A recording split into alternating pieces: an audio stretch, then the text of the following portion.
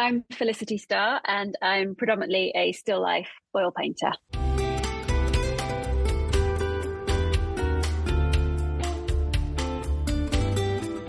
Hello and welcome to the Art Podcast, where we get to know women from around the world of visual arts.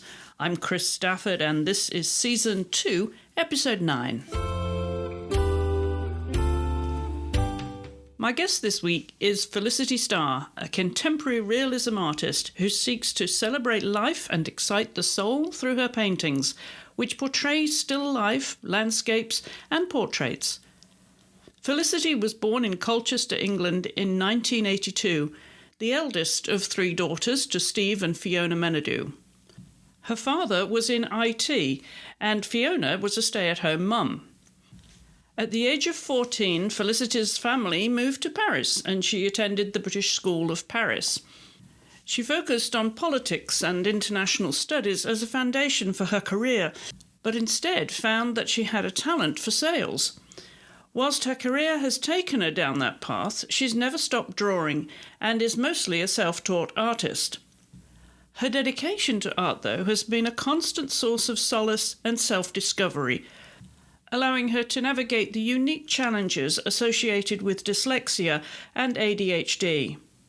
Felicity has shown her work at the Royal Society of British Artists, the Royal Institute of Oil Painters, the Royal Society of Marine Artists, and the Society of Wildlife Artists.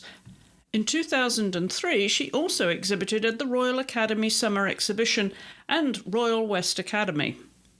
Felicity combines her art with a full-time job in IT as VP at Salesforce. She's married to Richard, who also works in IT, and the couple live in Hampshire, England, with their two children, Annabelle and Charlie. Felicity, welcome to the Art Podcast. Thank you. It's a pleasure to be here.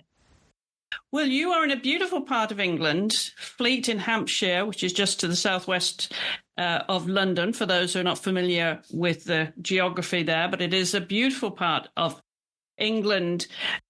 I'm sure you're inspired by just your environment, aren't you, for your paintings? Yeah, absolutely. I love nature, like I'm sure we all do, really. And yeah, you're quite right. There's Fleet Pond just down the road, which is about 3 kilometres circumference, and it's full of wonderful spots to look at, admire, and then also to get your imagination working. Because you like to paint outside, au plein air? I do, yes. I probably get the most enjoyment. Actually, there's no probable about it. I get the most pleasure in plein air painting outside in the environment.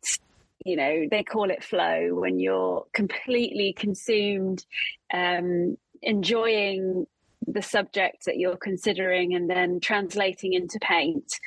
I also think it probably gives me the best education in terms of keeps my eye, my skills sort of fresh. But I must say, in terms of how people react to my work, people prefer my still life to the plein air. So the plein air is more of a sort of self-education rather than the direction of my work, if that makes any sense. I feel like I'm already waffling and we've only just got started. I'm sorry. Well, your painting is being described as very straightforward. Would that be how you would describe yourself personally? Are you a very straightforward person, and then is that your vision of the world? Yes, I think so. I think that I'm quite black and white. I'm not blessed with a filter, so perhaps sometimes things that I say are very welcomed, and cut through any noise, and then other times some things I'll say that might not be quite as welcome. But yeah, I'm straightforward in terms of I know what I love. I pretty much love everything. I enjoy people painting outdoors. From a young age, I wasn't very good at writing. I diagnosed dyslexic at a very young age, and writing and reading was very difficult. So immediately I sort of started drawing and things, and so there's a natural connection there to paint what I feel and what I see in a straightforward manner. I don't try and make things prettier or change them from how they are in life. I love to celebrate the object or the thing or the environment as is. The only thing I do interject is sort of narrative, and I love symbolism. I adore stories within stories. So yes, straightforward, but with a bit of fun. Does that mean you have a sense of humour, Felicity? I imagine you do. Well, I think I'm hilarious. My children might not agree with me, but yeah, no, I think I'm a barrel of laughs. But yeah. Are you the life and soul of the party? I'm told I am. I have very high energy levels. Constantly, that's constantly brought up. I'm amazed that you've already. Can you hear that already? Well, let's unpack it a little bit more then. What do you do for fun? Well, I paint for fun. I have a full-time job for various reasons, and I paint in my should we say spare time, which is any time that is free.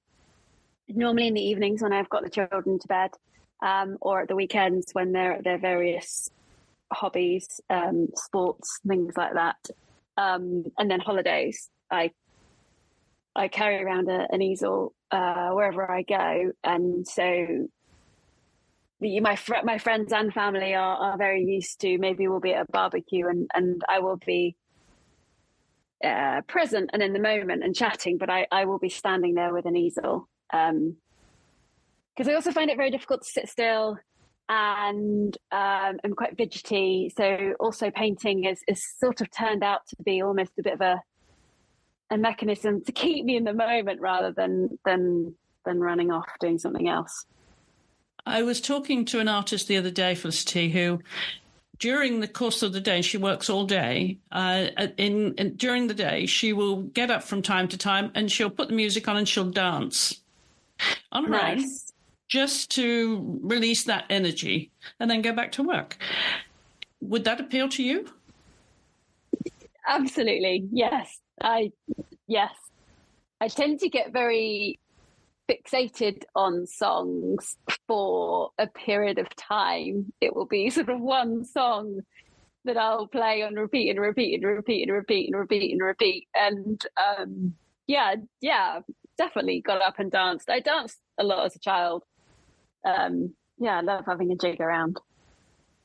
Well, you mentioned that you started drawing from an early age because that was a very safe place for you to explore. Was that in colour as well? Did you add colour to your young life? That's an interesting question, because somebody emailed me or messaged me on Instagram the other day specifically about colour, in terms of this lady was saying how she adores drawing, but when she adds colour to it, it all goes belly up. And God, that resonated with me so much, because no, I was just a drawer or a draftsman or woman, however you say it. I just would love to be with a pencil or a black pen. And that's what I loved. I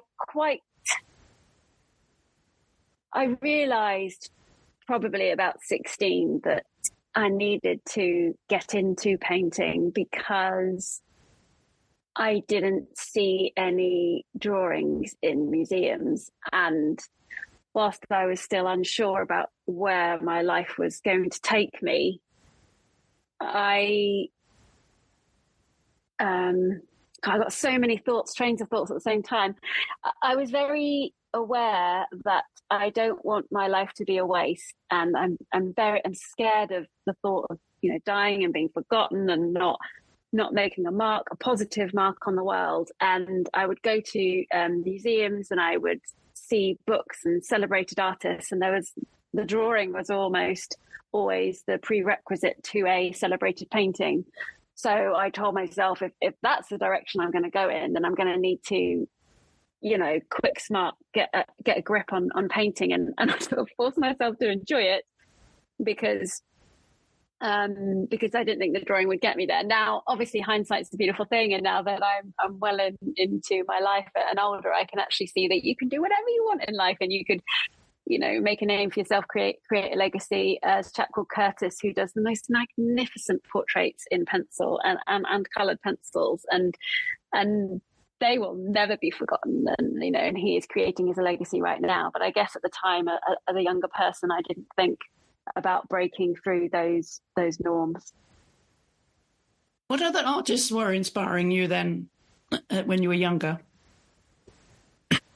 When I was younger, my sort of first love was Lucian Freud. And again, I think that must have been about 16. I was very into Manet as well. And we moved to France when I was younger. And I lived near Bougival, which is where a lot of the Impressionists live. And so it's like known as the cradle of Impressionism. So by virtue of where I was, a lot of that sunk in. I loved the freedom of the quick brush marks and the energy that comes across. A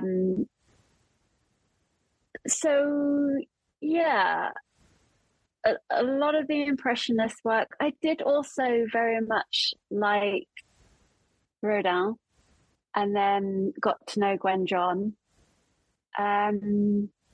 And then as I've got older, Velasquez, Sorollo, who I can never pronounce, I always get that wrong, embarrassingly enough. And anybody and everybody. And there's a lady, by the way, Heidi Jo Summers, a contemporary artist. She is amazing. I don't think you've interviewed her yet, but you must reach out to her. I sort of worship her. She's a bit of a heroine of mine.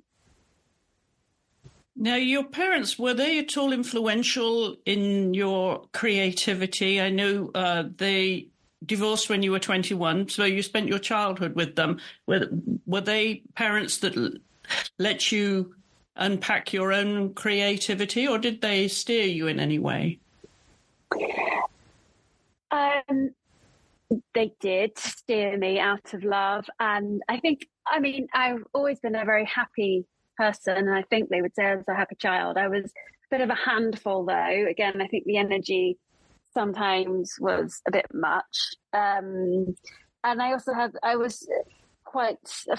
full of ideas, and at one point I wanted to be a ballerina. So I think it was quite exhausting for them, really, to keep track of everything I wanted to do and be, and wanted to do everything at my best possible level and be the best and all the rest of it. And I think when it came to choosing universities and things, I went down the sort of academic route and read politics and international relations. And I was definitely encouraged to do that because my parents quite rightly wanted me to have a life ahead where I could get a job and have financial security. Looking, especially at that time, at what roles there would be for artists, it didn't feel like it was a career that was a stable moneymaker, which was a priority at the time for my parents, for me to have. Maslow's hierarchy of needs and all of that stuff. It makes sense to me. You're the oldest of three girls. Were you competitive with your siblings? Yes. Yeah, we were, we are. We've all gone down different routes, and we adore each other. So we were competitive, but in a very fun, close way. My middle sister is a sports junkie. She's incredible. She can run ultra marathons. And then the younger sister is she's a real academic. She's so clever. I think she now writes policy for the government for environmental stuff, but I don't always listen to exactly what she's telling me because it's very specific. Yeah. And was there any? I wish I hadn't said that. She's going to listen. I love you, Hetty. I love you, Lily. Your jobs are amazing. And are they at all artistic?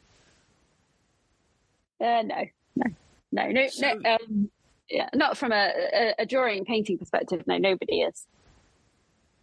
So where do you think the time came in your young life where you thought this is actually something ultimately I want to do? Maybe not the first career, but something that I want to do for the rest of my life, if I possibly can, if I marry the right man and find the right circumstances. Well, I never thought, I guess the only way is just to be honest, but I never thought, and still, I mean, I've been on a journey, everybody goes on a journey. I mean, only in the last few years have I had the confidence to call myself an artist. And when you reached out to say, would you like to do this podcast? You know, I was dancing around the house singing, I've made it. Like, oh my goodness, I'm actually an artist.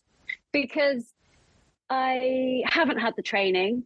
It was not something that I don't want to say this and then make my parents sound bad because they're amazing. But there's funny memories. I did GCSE art and I did GCSE A level, and I would always be in trouble because they would come into my room and I would lie and say that, I'm doing my English homework or I'm doing my maths. And of course I never was, because I would be drawing or doing another study or so it was almost like I quite quickly had to do my art in secret because I know I wasn't allowed to be doing it. Nobody really did it. It then also wasn't cool to be doing it. I have a remarkable best friend, lady called Laura, and she was just, I mean, she helped make me, and she's so funny. She couldn't care less what's sort of cool or not cool. And we used to bunk off school quite a bit. And when you watch films or you look at people bunking off school, they normally go and do really naughty things. But we would bunk off school to then go and sit on the bridges in Paris on the River Seine, with our sketchbooks and draw the boats, the scenery, the architecture, the landscapes. And then when we went to university, she went up to Durham, and we would meet up and she'd say, let's do some drawing. And in my mind, I'd think, oh my God, that's like the uncoolest thing to do. We should be in the pub drinking. So she was always my anchor into drawing. And she said, it must have been a throwaway comment, but she said once that her parents thought it was so nice that I still drew because they thought I was very good at it. And I guess carried that with me as well. And then I went into my career, and then I found myself in times of worry or concern or challenges. I would find myself drawing. Again, I wouldn't show anybody, and I met my husband and I would draw his portrait, but I don't even know if he knew I was drawing his portrait. It's just I was sitting watching TV and I'd get, really quite fidgety or bored. So I would do that. I'm concerned I'm rabbiting on again. Can you keep me on task? I don't even know what I'm answering, so I'm really sorry. Well, you were born in Colchester in Essex, but you moved to Paris when you were a young teenager, when you were just 14 years old. So what was the reason for that move? Was that your parents' work that took you there? Yes, yeah. So my dad worked in IT, he's retired now, and his job moved out there. So we moved with him, and we're all really excited to do so. And yeah, I went to French school for a bit. I was very hyper, and I got myself into trouble a lot. And I... What kind of trouble? Just silly things. I found it very difficult to sit still, and I'm embarrassed to say, but just silly things like, turning on the fire alarm, thinking it was funny, climbing on the roof, thinking it was funny. I have a very high risk profile. So what I think is funny is actually quite foolish. And it got me into a lot of trouble. Anyway, I ended up going to the British School of Paris, and they were amazing. That school is just the bee's knees. They were very good in giving me enough freedom to be who I want to be, and then also, directing my intellect. Because as an adult, I have been diagnosed actually with ADHD, so it makes a lot of sense now. Everything. Whereas beforehand, growing up, I guess I was just a bit challenging and excess energy and all of those usual things. Now I can understand that actually, not that it's an excuse, but just the way my brain is wired. I get very, very into things. I get very excited and passionate, and then things that don't really interest me, it's almost painful to try and listen. And if somebody's wittering on about something that's not interesting, then it's very, very difficult for me to concentrate. So were you a daredevil then at school in France? Yes. And what was the most exciting escapades that you got up to? My goodness me! Well, now that you can talk about them, you see, because you've long since left. You're not going to get into trouble now, Felicity, if you tell the rest of the world on this podcast. I wouldn't put it past me. I mean, my goodness me, I've had my car blown up by a bomb, by the way, in London. So, again, goodness knows why I said that, but yes, that happened in 2021, I think, in Ealing. There was actually a case of mistaken identity, but as you can imagine, that's a story in itself. But the worst, the best, I mean, we got up to all sorts of things. Laura was a terrible influence, although it was always perceived that I was the worst, but she is more daredevilish than I am. We swam across the Seine once. We were in a party near the Notre Dame, and in one of the apartments, and I think we thought it would be fun to swim across. Obviously, that is not a good idea. It's a very stupid idea. If my children do that, I would ground them and they'd be in big trouble. There's like paniches, or barges coming and all sorts. And I guess it was midnight and cold, and there's, all of the above for those reasons why it's not a good idea. But at the time, it was. I guess that's a pretty daredevilish thing that I don't think will get me into any trouble sharing. Anyway, let's move on. Let's get back to the arts. I don't think you're going to get into trouble now, though you might do in this summer if you try to do it during the Olympics. Yeah, can you imagine? Yeah, I'd be in big trouble then. And so when you were in school then, did you have a sense of what you wanted to do when you were in Paris, of what you might want to do with your career? I mean, you studied politics and international law. Now, that was something that you thought would be a good foundation for a career, as your parents were guiding you towards that. But what did you think you might do with it? Why did I study that? I studied that because I was doing some Model United Nations at the time with the British School of Paris, and my boyfriend at the time was Indian, and I just loved. I mean, the school is just full of different. It's called the British School, but actually, there's every nationality there. So it wasn't something that I thought there's a career. I just was interested in it, and it was the only thing other than art. I didn't really want to do French. Everybody kept telling me to do French, but then again, when you grow up in an international environment, like most people speak 5 languages, and even though my French is very good, it's not bilingual. And I always sort of, that saying about being a fish in a small pond or a big fish in a small pond, or the rest of it. So I don't really want to do that. And that was that. I was massively into dance. I did like ballet, tap, jazz from a very young age. And I, loved drama. I loved singing, always been in a choir. So I guess that's where I wanted to go. Like musical theatre. But then when I got more into it, I didn't really I wasn't. The musical theatre world is very competitive, and although I'm competitive in nature, I wasn't sort of strong enough to have enough self-confidence that I could go to that level. And because I wanted to be best at everything, I kind of gave up that avenue.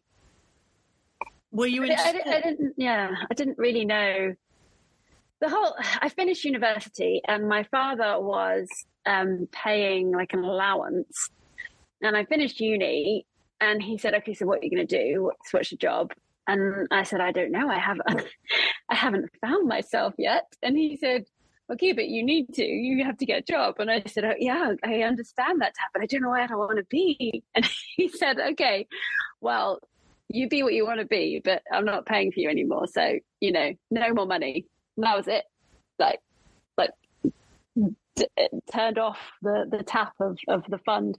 Obviously, I was incredibly lucky to have the fund in the first place, but it was a very abrupt stop. And I just had to get a job. And my dad, at university, I worked in JD Sports, selling trainers, and then behind the bar in all sorts of clubs and things. And Dad said I'd probably be good at sales because I was getting tips for selling trainers, which, was unusual. So I had some interviews. There was a local company, a small company, business partner, selling IT software, hardware, and I got a job there. And then that's where my career went, really. Where did it go from there? Well, I'm now a regional vice president for Salesforce, which is a huge, amazing company selling software across the world. And I run a team, and I don't know if you've heard of Salesforce. They're a CRM, customer relationship management platform initially, and now we cover applications across the board, AI, you name it, really, integration, etc. It's very IT. So it's combining, your sales skills and your father's IT background then? Yes, I have followed my father 100%.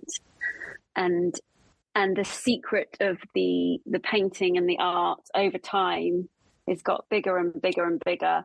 And it's, it's part of who I am.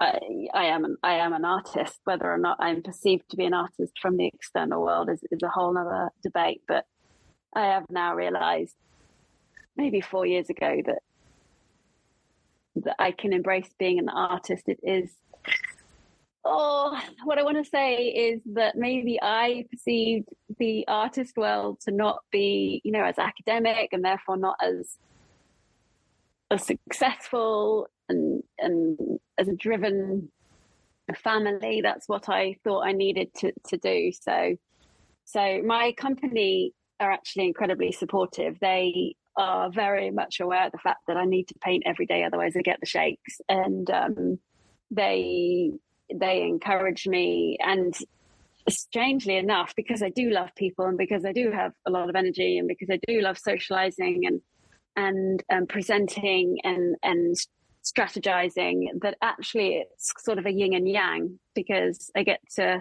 throw myself out into risky meetings, complicated conversations, and then on the flip side, I get to then have the anecdote of being completely by myself in my studio, painting for as long as I need or want, and then I do it all over again. And I guess as well, I don't have the time to, I was listening to some of your podcasts, and some of the questions around how do you get yourself motivated, or how do you get in the mood to do art. And I don't have that challenge because I just don't have the time. I just sort of think, okay, I've got an hour now, run quickly. You could start a good painting in an hour, so quickly just get it done.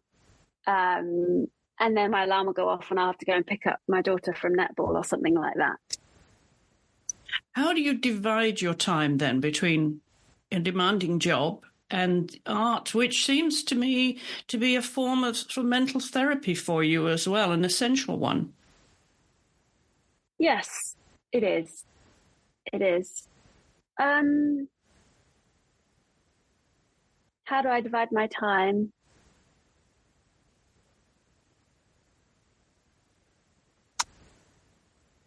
I guess I am in the moment. So if I'm at work, I'm very much at work. I'm probably pretty good at doing, 9 till 5. Whereas maybe some of my colleagues work unbelievable, ridiculous hours. I don't really have a choice because I know I need to paint to keep me sane. And yeah, I mean, at some point, I think my dream will be to be a full-time artist. But right now, in the moment, I'm enjoying having 2 lives. If that's probably really greedy. But do you know what is amazing? Because I have financial security, because I have an amazing job, just get to paint what I want, when I want, how I want. Like there's no constraints. And sometimes I speak to artists and, they have specific commissions or they have specific projects or, they're concerned about money and that must be so stressful. Whereas painting like I do in the freedom that I do, I'm very, very privileged from that perspective. I get like jealous every now and again when I see full-time artists just, I don't know, going on a plein air trip or doing some sort of project or exhibition. But in the great sort of swing of things, I'm happy with how I do balance my life. The most important thing to me is my children. My education was interesting through my own challenges. I am driven to pay for the best education that I can possibly get them. And if that means having 2 jobs or 2 careers, then that's what I have to do.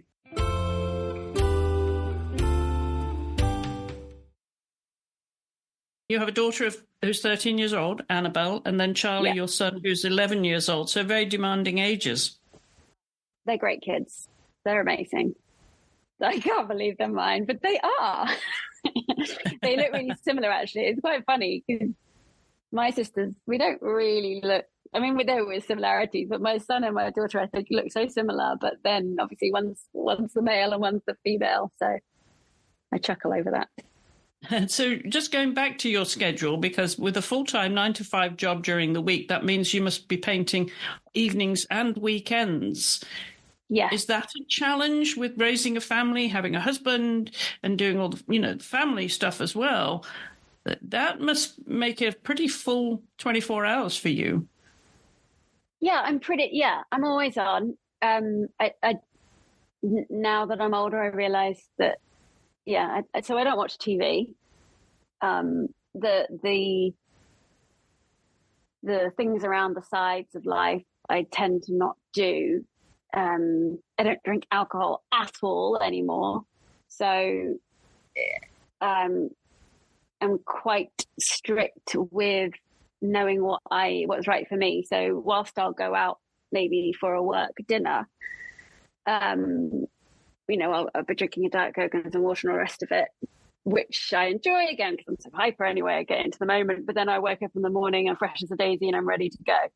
So I don't have any sort of off moments. So in the grand scale of things, that gives me back a lot more time than maybe one would assume. The children are definitely older. So the whole painting, drawing stuff, that completely stopped when they were babies. I mean, I would draw and paint them occasionally when they were asleep. If I got enough sleep, they were a nightmare. None of them slept, unbelievably horrific. So just press pause on life and do when I can, all the rest of it. But now they're so into their own lives. Like my son loves chess. He's a very happy boy. He's got great school friends and all the rest of it. So he's pretty much left his own devices. He is rubbish with homework. That's a pain in the ass. But, my husband and I are there behind him, motivating him. And my daughter is extremely self-sufficient. She is obsessed with netball. She loves hockey. She's very into sports. So she plays, I think, every night bar one.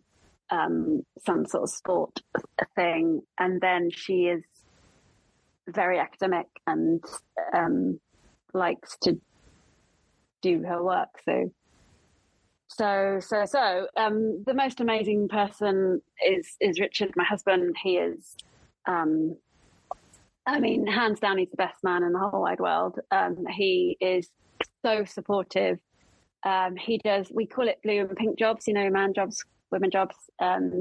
And yeah, he does way beyond the blue jobs. He's incredible cook. So, in fact, it's funny, like when the kids were younger, you know, when children are growing up, they'd say, you know, what's for tea, mum? They wouldn't say that. They'd say, who's cooking dinner? Is it you or dad? And I'd be like, dad. They're like, oh, phew, my goodness for that. So very supportive family, children who are naturally, you know, happy disposition. And then my husband and I have had many chats. You know, I want to paint. I need to paint. Maybe I should go and do a degree in art because I'm not taught. You know, I wake up in the morning, I'm thinking of painting. I go to bed at night, I'm thinking of painting. If I'm having lunch for somebody, I'm looking at their face, working out what it would look like on the canvas. You know, I can't ignore that anymore. But we discussed it, and actually what's right for me, we think, is to lead these two lives. And so I think that's probably the reason why he is so supportive, because he knows, you know, it's within me. Am I making any sense? Now, do your children have any interest in art at all? Do they watch you and see the energy that you put into it? Yeah, they're interested. I think they probably will be more interested in it when they get older and they're out from, you know, my world, shall we say. I think they dabble in it. I think they both have good eyes. I mean, my daughter's doing amazing work. She's 13 in her art classes, but I doubt that she'll do it for GCSE because she doesn't have. Maybe she will. I don't know. There must be some sort of psychology, and you know, the fact that your mum's so obsessed about something, you might want to almost go the other way. And then I think naturally, probably when she's a bit older, she'll come back to it. I'd love art to be a bit more of a thing that adults pick up and do. Kind of, you see a lot of children drop it at a certain level, and then they never pick it up again. I, you know, meet a lot of people at work when I talk about art. They say, "Oh, I used to love art at school," and you know, when was the last time you drew? Or you know, 20 years ago. It's like, "Oh, pick up a pencil." I'm like, I didn't think I could do that. Yeah. Yes, you often hear that. Now, I just want to come back to your motives for the painting, because you said how you can financially, you know, balance the two careers, you know, with making art a profitable enterprise as well. But does it have to be commercial for you? Because when you say you're expressing yourself, your ideas of what you want to paint, you don't have any obligations for commissions. You can just go and paint what you want to paint.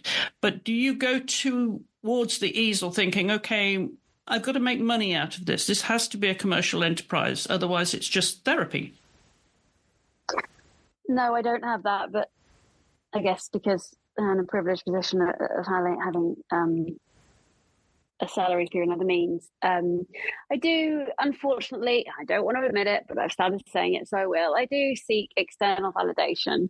So whilst I'm not needing the money per se, I do sometimes think, oh, will people like this? Case in point, actually, I just did a painting recently that I like, but I'm not going to show it to anybody because I don't think it's something that other people will like. So I'll keep that to myself. So I guess that guides me. So that validation then is coming from the admiration from the audience, so to speak. And I know you said that your goal is to make people feel good when they're looking at your paintings too. So in terms of the satisfying process of art and painting, where is the most satisfaction coming from? The most satisfaction is coming from truly painting and it's the only time that I really feel at peace without sounding too, I don't know, corny or whatever it sounds like. I don't, there's so many challenges going on in the world. I feel very emotional towards the lives being lost, wars, political challenges. I'll worry about all sorts of things, and it's only when I'm painting can I switch off. Even sleep, you end up dreaming and then thinking about things. So the most satisfaction comes from being in the moment, being present, and creating. I love that. And I feel like I'm doing something for a positive purpose. So that feels good. Like there's no ulterior motives. There's nothing that I'm doing that could have a negative impact on other people, should we say. Maybe it could if I painted something they didn't like, but that's quite superficial at that level. So that gives me the most reward. And then again, something I think I mentioned, but I really want to leave a legacy. And I don't mean to sort of give myself I just don't want to be forgotten. I don't want it to all be worthless. I don't want to like die and then just for that to be that, move on, like who's the next? So I figured if I can create a painting that will last the test of time and have a meaning and a richness and a life experience. I have no idea what this painting is going to be, by the way, but that's what I'm working towards. So I keep on thinking, and when I'm a bit like a magpie in terms of collecting all of these objects around me for still lives. And that's why I love symbolism, and because I'm constantly thinking of a painting or a series of paintings that will truly be remarkable, so that it's not all for nothing. Just going back to the satisfying part about it, obviously the application of the art, but is there also some sense of measure when you get your family's reaction to a piece, and when Richard comes to look at it, whether he likes it or doesn't like it, does that impact you? Yeah, although I can't have Richard looking at paintings because he's just so, I mean, we are yin and yang. He's so serious. He is, he's impossible to read. Yes is good is what you'll get. And that probably means it's amazing or it's crap. Like, you're not really going to get, he's very horizontal, shall we say. So he doesn't really get much of a look in terms of asking for his opinion. He's more of a shoulder to lean on when I think it's gone crap. My mother has a very critical eye, but that's quite good because she's honest. So that has an impact. And then, one of my personal ambitions is to get into or to become a member of one of the societies affiliated with British artists in London, in the Mall. So I submit regularly to the open calls, and that determines my happiness for the year. Like how many pieces did I get accepted into these exhibitions, these open calls? So that gives me a higher level of satisfaction or a high level of disappointment. But that is how I measure myself or measure how successful the year has been. That's your grading scale then, is it? Yes, yeah. That external validation. Yeah. Yes. Now, you mentioned earlier how much you enjoyed dance and music. So where does music play a role in your life now? Do you play music when you're painting? I do. My husband is a pianist. In fact, he can play everything and anything. We've got, when my son was maybe, I don't even know if he was a year, was very, very little, maybe 9 months or something. It was my husband's birthday. And as a joke present, I bought him a desk set of drums, like, miniature set of drums for him to take in the office as like a bit of fun. And again, he was quite serious, and he opened it and he goes, "Oh, I think you're right. I think it's time that I bought myself some drums." Like, what? Where did that come from? And it turns out, I didn't actually know, but it turns out that he played drums as a kid. So he went out and bought himself. So we got drums on the hallway. We had an extension on the house made to fit in a grand piano for him, which is hilarious. And my son plays the cello. And what other instruments? Like, I think it's the trumpet or something. Richard also used to play, or oboe. Yeah, we've got an oboe lying around, and then we've got 2 guitars. So yeah, there's lots of music going around. And then I just listen to current music, whatever that may be, current pop music, and then a bit of classical I like from the ballet days.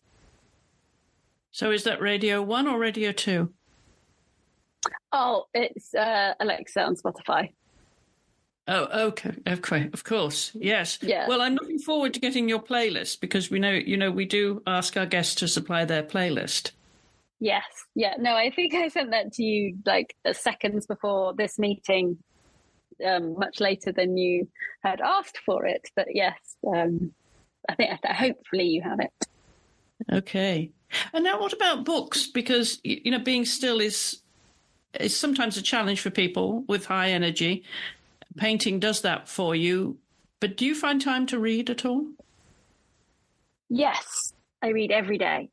I have to read to go to sleep. So I have a Kindle and I read myself to sleep. So yeah, I read all the time. It's quite funny, actually. I did an analysis. It's just popped into my mind. Must have been 3 years ago. So I've had a Kindle for, let's say, 10 odd years. Can't remember how long. And I did a subject access request, a data subject access request from Amazon to give me all the information that they have on me. And they send over these files and, things that I buy, the money that... so I then divided up the data and I had a look at what I spend money on. Now, obviously, I spent a lot on art supplies and then a lot on my kids' gifts and things. And then I got really into looking at the books because it showed how many books I was reading over the years. And it was quite consistent. I think it was something like 15 books a year for maybe 9 years or something like that. I can't remember the exact numbers. And then COVID hit and it went into the 30s.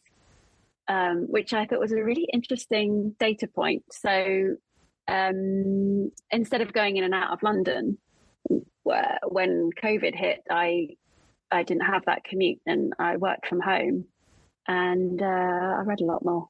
So it was just interesting. I think I've gone off tangent again. I'm sorry, Chris. Subjects. What subjects would you be drawn to then? Fiction or non-fiction? Yeah, fiction. And any topic at the time that interests me. So my son's really got into the immune system at the moment. So by virtue, I've got into dendritic cells and things like that. And then also, unfortunately, a friend has got cancer. They needed some money for some treatment. So I offered to shave my hair off for the treatment because, I work in a big company, lots of people would be interested, having a giggle at me with no hair. And so I really got into reading a lot about, human biology and stuff like that. But just varies, just reading anything that's good, anything that is well written.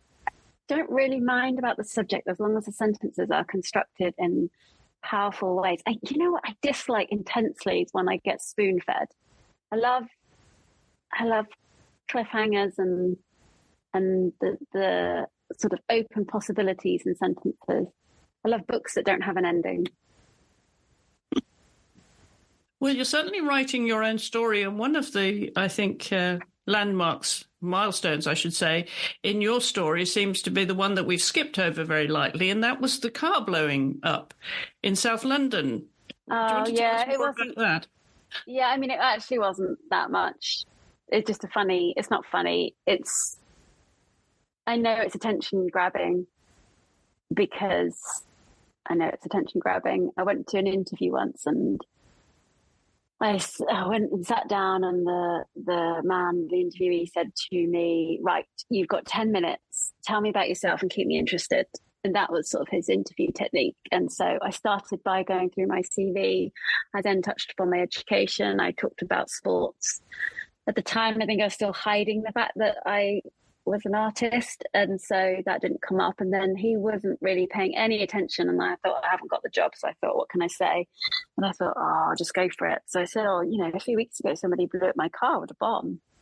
And his reaction was shock, horror. Oh my goodness, no way. And he looked up, and then I thought, oh my goodness, isn't karma a weird thing? Like, who would have thought that having your car blown up by a bomb would then get you a job in a roundabout way? But yeah, it was a mistaken identity. I've moved to London with my mates from university and my cousin, and we were living in South Ealing. And my car was parallel parked outside, and I was actually ill that day. I was doing kickboxing at the time, one of my fleeting passions. And I'd gone to bed, and then my housemates woke me up screaming, saying, Flish, your car's on fire. And I was like, no, it's not. And then, then it was, it was terrifying at the time. Obviously, everybody's safe, nobody got hurt. So it's an interesting conversation now.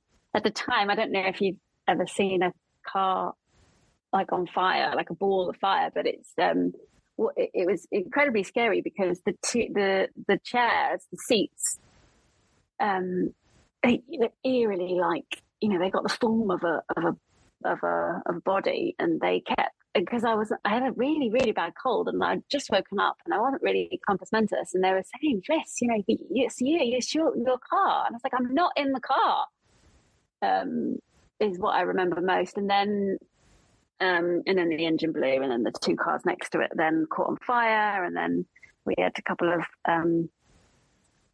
fire engines come, and all the neighbours saying, "Well, we've never seen this before. We've never had this." It is an incident of interest, and it is a point of, because not everybody. It doesn't happen all the time. Like, it's not everyone's seeing their car being blown up. So I can imagine why it would catch people's attentions.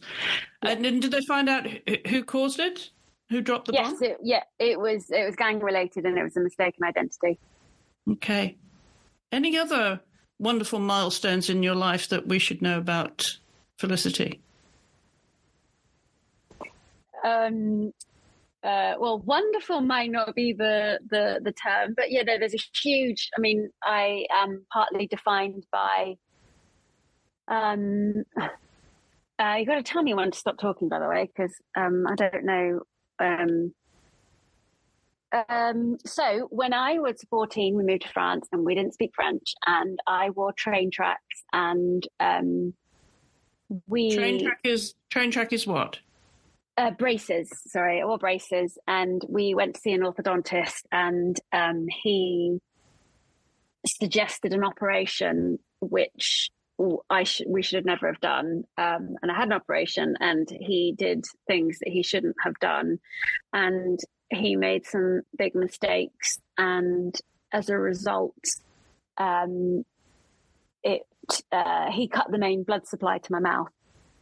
And whilst he patched me up, or thought he patched me up, he actually never did properly. So over the next sort of 6 months when I was healing, I wasn't actually healing. I had bone necrosis, which is basically effectively when bone dies because there's no blood supply going to it. So parts of my jaw, the palate, bone around my teeth, all just slowly died over the course of about 6 months to a year. I'm not quite sure actually. And I still had the braces in. It turns out that the braces were keeping my teeth in because there was no bone around the teeth. And I remember eating a Milky Way sort of part on one side of the mouth that wasn't too, damaged. And then it was weird as well because I was vegetarian, so I don't really know why I thought it was a chicken bone, but I thought it was a chicken bone, and I pulled out chicken bone. Actually, it wasn't the chicken bone. It was the roof of my mouth, a part of the roof of my mouth. that because the gum had never healed over it, and it basically completely died. So I pulled that out, and then there was just a gaping between my nasal cavity and my mouth was just a big old hole. So I would drink, eat, it would come up my nose. And then to cut a long story short, basically still living in France, but there were doctors and surgeons in Guy's, St. Thomas's and King's. And through various different reasons, they got together, and my mum would take me over to England for, major maxillofacial reconstruction surgery. And I would have an operation, and then I would come back to France, and then I'd go back to school, healing. Again, this is the British School of Paris. They were amazing. They let me, I had a lot of time off school with different appointments and things. And the kids as well were amazing. When I look back, everybody was nice to me. Not nice, sickening nice because they felt sorry for me. Obviously, a lot of people did feel sorry for me because at times I didn't have half a face. I looked like a right weirdo. But nobody, everybody was just very, I guess we all had a childish faith. I certainly had a confidence that it would all be fixed one day. And so therefore, even though it was horrific and there were so many tears cried and, the world ended on multiple occasions, I kind of deep down knew it would be okay. And it is okay. And I look perfectly fine, and you would never know I don't look any different.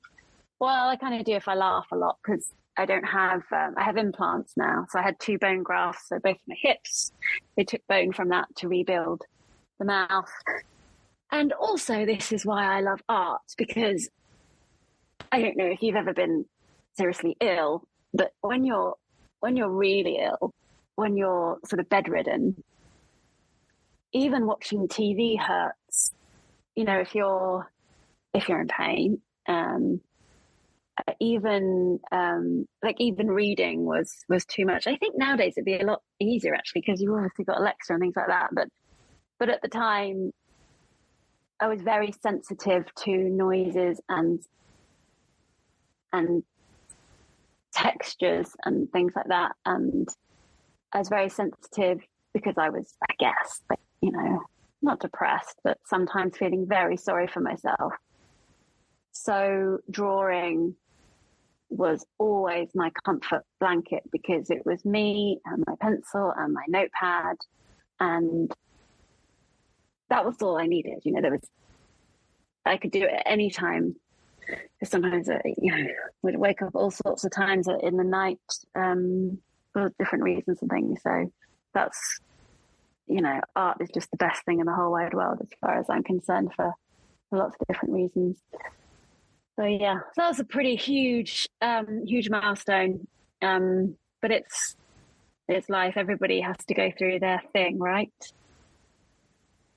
Well, I think another milestone, in a way, has been this Ukrainian war that we're subjected to. It seems to be that you have a sensitivity to war and the external, foreign politics particularly, and the catastrophe that could unveil with all of this.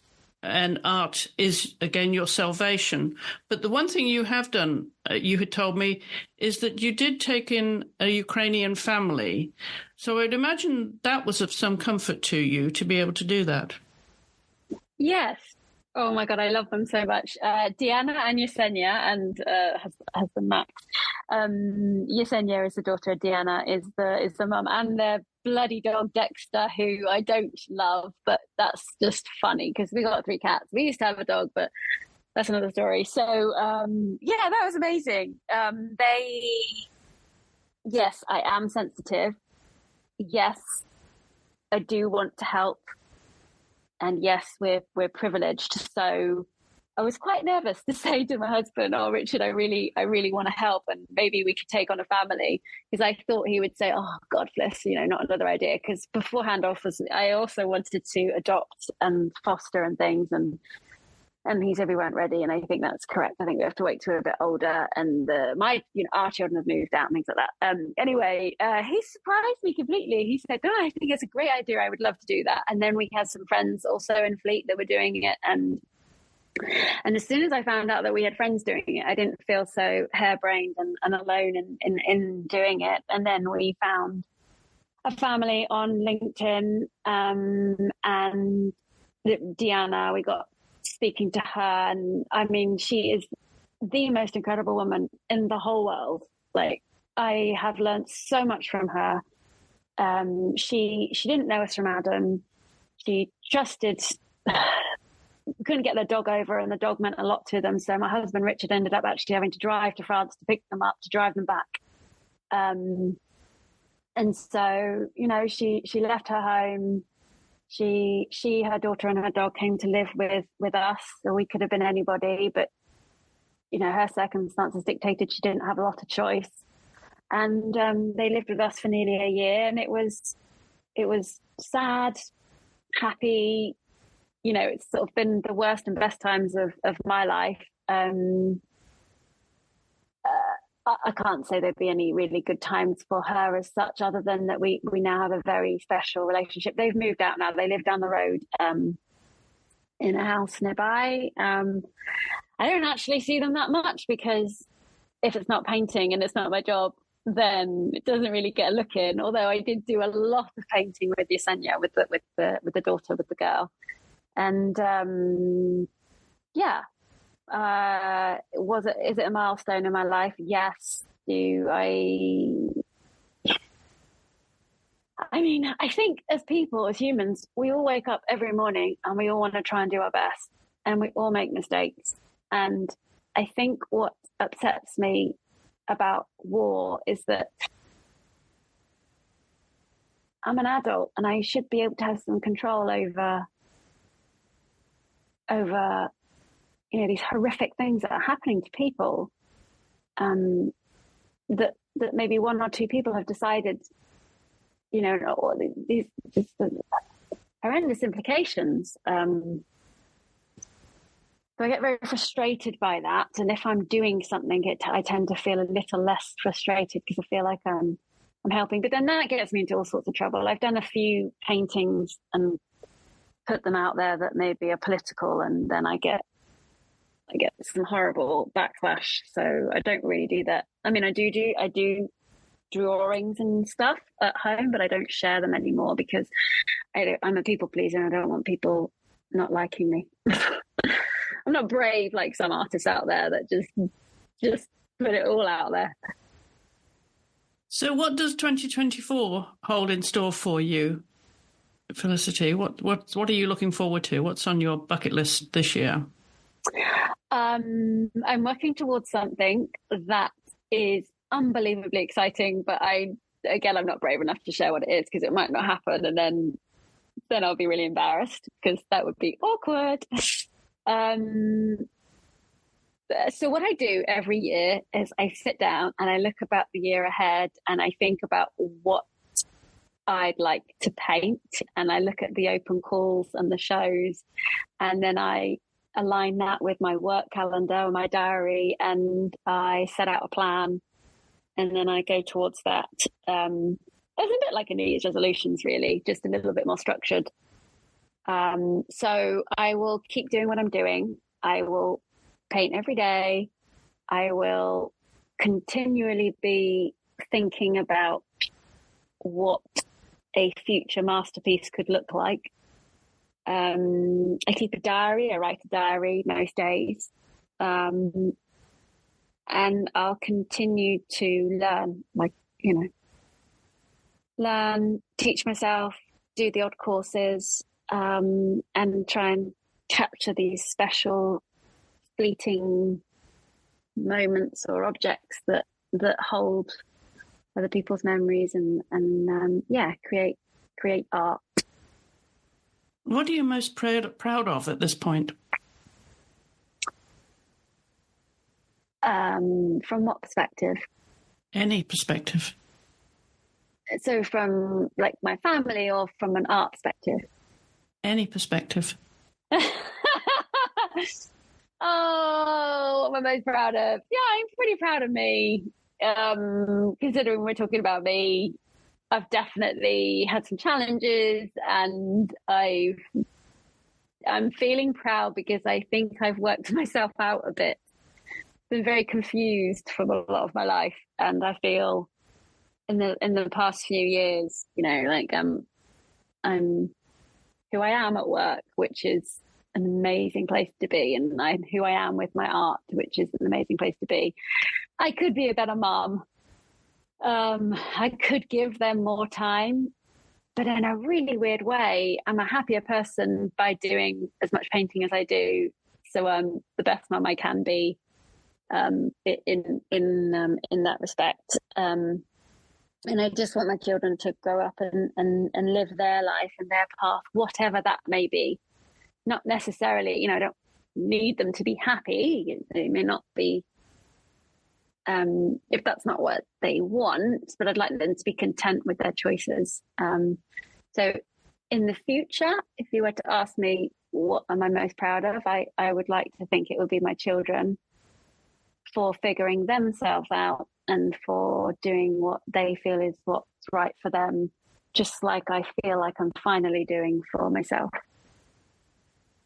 The journey continues, Felicity, and I wish you well with it. Thank you, too, for coming on the show and sharing so much of it. Yeah, thanks for having me. It's been great. And you can visit Felicity's gallery online and also on social media. Just follow the link in the show notes. And whilst you're on Facebook and Instagram, do give us a follow and leave your comments and questions and also suggestions for guests. As you know, we always love to hear from you. Any feedback about the show, which has now boosted us to the top 20% in global podcast stats. So that's pretty amazing for such a young podcast. And that's all thanks to you. Well, next week, my guest is someone who's going to make your mouth water. Her name is Anna Eccles, and she's a cake artist. So join me next week here on the Art Podcast as we get to know Anna, and you might want to have a cup of tea in hand.